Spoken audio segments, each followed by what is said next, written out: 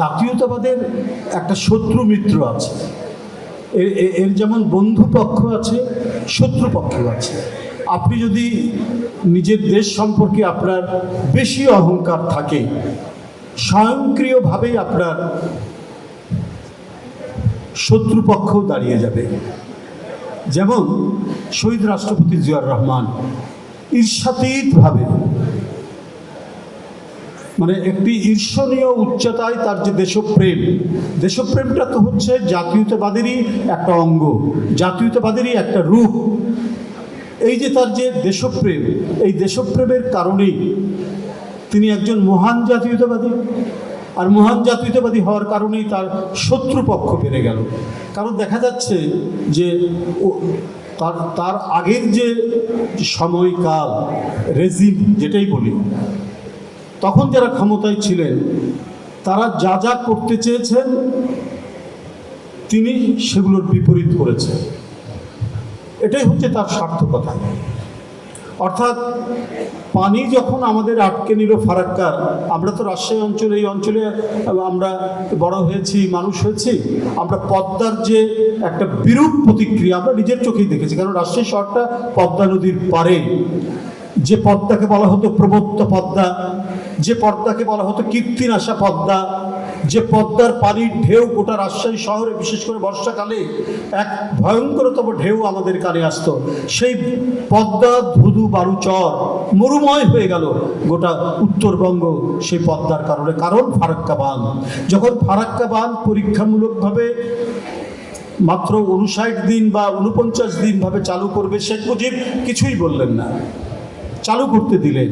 এই যে আমরা প্রতারণার জালে পড়ে গেলাম, এই প্রতারণার জালে পড়ে গিয়ে আমরা শুধু নদীর পানি হারালাম না, আমরা একটু একটু করে আমাদের সার্বভৌমত্ব হারালাম। আর এই পদ্মা নদীর এই সংগ্রামটা জিয়াউর রহমান এমন এক পর্যায়ে নিয়ে গেলেন, তিনি মাওলানা ভাসানীকে দিয়ে ঐতিহাসিক ফারাক্কা মিছিল করালেন। একেবারে কাঠসাট নামে চাঁপাইনবাবগঞ্জের সর্বশেষ, বাংলাদেশের সর্বশেষ সীমানায় বিশাল ঐতিহাসিক মিছিল। কিন্তু এটার প্যাট্রোনাইজার কে ছিলেন? পৃষ্ঠপোষক ছিলেন জিয়াউর রহমান। সামনে নেতৃত্ব দিয়েছেন অশীতে পর বৃদ্ধ আরেক জাতীয়তাবাদী নেতা মাওলানা ভাসানী। তো এই কারণে তো জিয়াউর রহমান টার্গেটে পরিণত হলেন। শুধু তাই নয়, জাতিসংঘে তিনি নিয়ে গেলেন এই দাবিটা যে আমরা ন্যায্য পাওনা পাচ্ছি না, নদীর পানির ন্যায্য হিস্সা আমাদের দিতে হবে। এই যে তার একটি কঠিন কণ্ঠস্বর সারা পৃথিবী শুনল, জিয়াউর রহমান টার্গেটে পড়ে গেলেন। এটা একেই বলে জাতীয়তাবাদী নেতা। জাতীয়তাবাদের দুইটা দিক, একটা হচ্ছে সাইকোলজিক্যাল, একটা ফিজিক্যাল, একটা ভৌত, আর একটা হচ্ছে অনুভূতি, মানসিক অনুভূতি। মানসিক অনুভূতি না হলে পরে জাতীয়তাবাদ হবে না। আমার সব থাকবে, আমার বাড়ি আছে, ঘর আছে, টেলিভিশন আছে, ফ্রিজ আছে, আমার সব আছে, কিন্তু আমার অনুভূতি নাই। ওইটা কার আমি জানি না, আমি মানসিকভাবে বন্ধা। সুতরাং ওটার ওনারশিপ, এটার মালিকানা আমি দাবি করতে পারছি না, কারণ আমার সেই বোধ বুদ্ধি নাই। কিন্তু আমার যখন অনুভূতি আছে, এই জিনিসগুলো আমার, তখন এই অনুভূতিটাই আমাকে ঐক্যবদ্ধ করে রাখছে সমস্ত কিছুকে। এই যখন যে অনুভূতিটা দিয়ে ঐক্যবদ্ধ করে রাখে, সেটাই হচ্ছে জাতীয়তাবাদ, সেটাই হচ্ছে জাতীয়তাবাদী অনুভূতি।